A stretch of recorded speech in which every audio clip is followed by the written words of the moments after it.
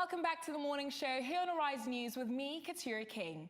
Now, we spent the whole show talking about waste management and environmental news, so it would be bereft of me to not continue the conversation.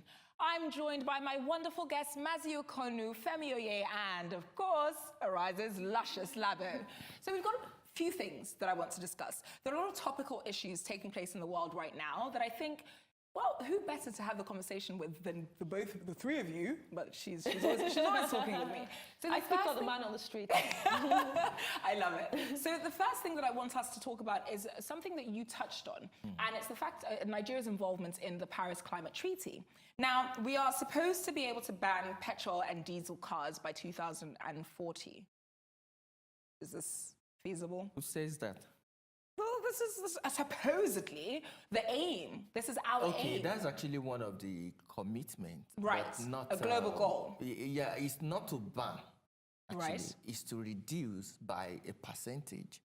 So do you think it is feasible for Nigeria and Nigerians? It's very feasible and possible. Unfortunately, we're not in a circular economy, right? And an economy whereby you own nothing. You can actually have everything. So interesting. Okay, so when you make points like that, you need to explain this. Okay, I'll put it to you. We have economies like Denmark, Sweden, we have Germany, we have the US that are making very ambitious targets. We just recently heard of China, right? That they're actually trying to ban a percentage, close to 35% of their cars that uses petrol or diesel. Oh, wow. So that is bad business for Nigerian oil and gas sector, isn't it? So Nigeria will literally have to begin to force themselves to look inward. So when we are given this target, if you can't move technology, the fourth industrial revolution, that is actually displacing people of job, that's why people sitting under AC is actually calling themselves transporters.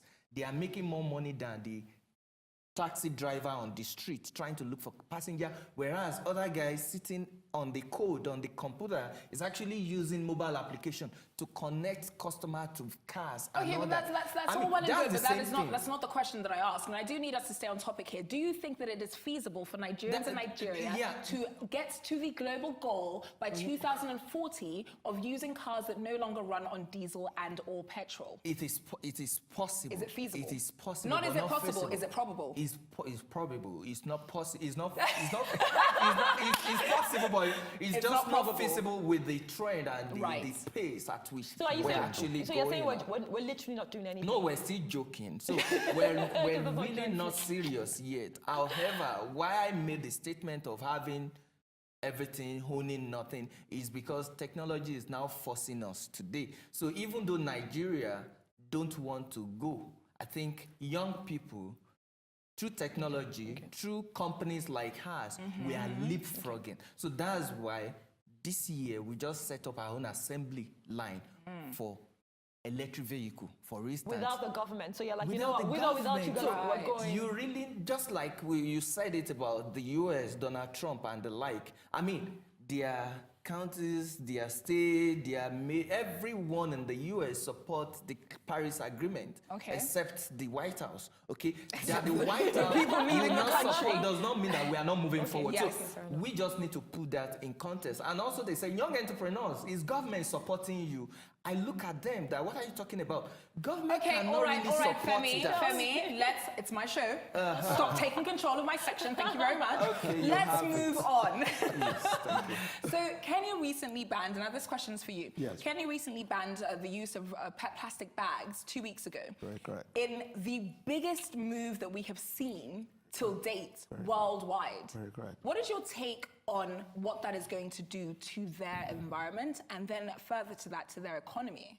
So a lot of people have seen that policy as one that actually should be lauded because of the fact that if you look at it, clearly plastics and the issues that come with it are becoming very endemic for us. And in fact, there's a publication recently put out by the UN Environment Program that shows us that even our cows, not just now fishes, but cows are actually taking plastics, you know, and all that. So it's really a challenge.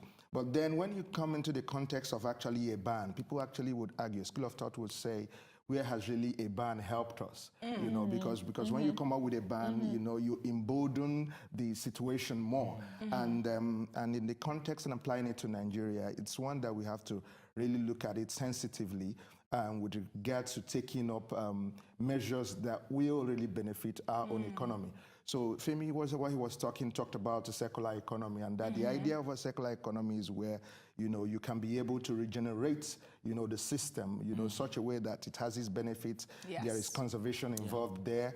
And if we, for instance, will go similar to the way that Kenya has gone with regards to banning, you know, plastic bags. In our own case, you know, it's not just about plastic bags. Many of us in this country depend on the pure water sachet. You know, it's the same material, you understand? And the benefits there are quite huge. You know, putting that kind of ban in the country would put a lot of people in the job market. Pressure, yeah. You understand? You think it would give them jobs, or it would Put take out away? take away jobs, you know. Okay. Particularly in every street now, you see a pure water factory. hawkers, You know, yeah.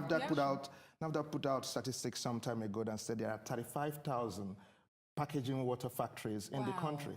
So, and that tells you the volume, you know, and that we are talking about the people that you like would say on the streets, you know, benefiting from this. It has its benefits because since the advent of the pure water sachets, there has been clear decline in waterborne diseases and all. Right, So, but okay. then that doesn't take away the challenge, which is that when people actually use most of these things, the post-consume state is that they just litter throw it on it the street. and throw it out and all that. So we have to be able to put up an economic system that actually gets to explore the recovery of these items and put them back, you know, in the better states, you know. People would be surprised that all those materials have value and can be put back, either recycled or reused. And like in context, companies, we don't need to wait for government for that.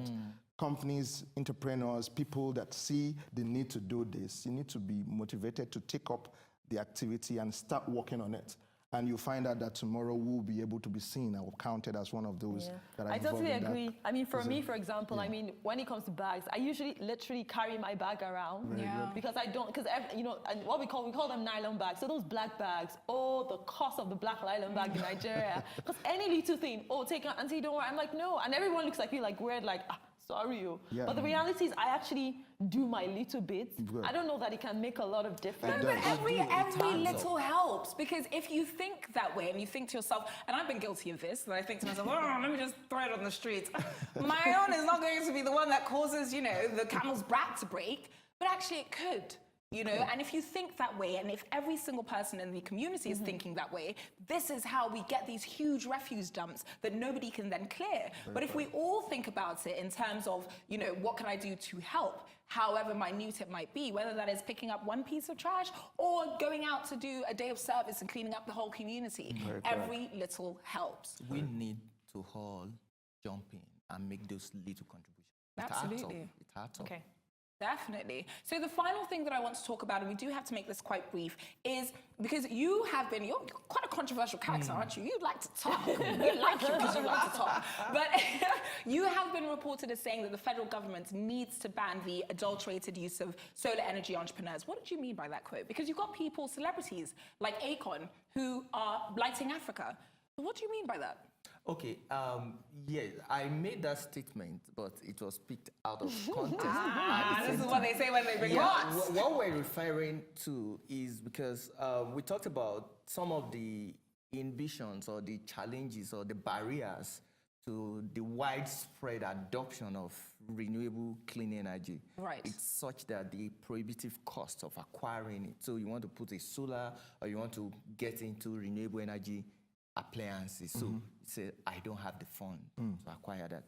Then even when you do have the fund, we found out that over the years that it has really not served the people. So you look at the street lighting not working, you look at solar home systems, after 6 months, you can't get the engineers, it packed up. So this really gives a huge concern to consumers and the customers that are paying for this, even though it's expensive. So what we are saying is, we have investigated and we found out that 90% of solar panel modules that come into the country, they are actually fake, low-quality solar panels. So those are Labe, the what ones do you that make we of refer what this as man next to you is adulteration. saying? Yes. Labe is looking like she doesn't agree with you. No, I actually do. For me, it's almost like, oh dear. The reality is, where do we even bring them from? Because China, on the one hand, actually goes, you know what? No, these things are not coming from us. We actually have quality control. No, because they actually say, But we don't believe China. China, you need more people. We don't believe you. Because everything that comes into our country says made in China. Yeah, we have so to if it check wasn't made in your country, where was We it have to check made? again. Yeah, You know China what? makes the world's everything in the world. So in China, you can get the good ones, you can get the bad one. But unfortunately, what we have done is because customers here can't pay for the quality. Premium ones. So the businessman goes to China and asks them to give just 20%. But is there there's no sort of Wait, regulation? guys, we are out of time. Yeah. We have to continue this conversation off camera rather. It's been incredibly intriguing speaking to both of you. I've learned so much. Now, one thing that I forgot to do is to ask for your social media handles because I want to get involved in Recycle Points. I'm not joking. And I'm sure there are many of the viewers that want to as well. So how can they get in touch with you? We are on various social media platforms. The website is www.recyclepoints.com. On Twitter, it's Recycle Points NG. And then on Facebook, Recycle Points. On Instagram, we're really active on Instagram. It's Recycle Points. Wonderful. So if you get on there, you'll be able to see, first view what is actually happening in this space. And then it will be a very good one to interact. Thank you so much. Alrighty, we are out of time because that brings us to the end of the morning show today. Thanks once again to my wonderful guests, Femi OYE and MAZI UKONU, for joining me, Katira King.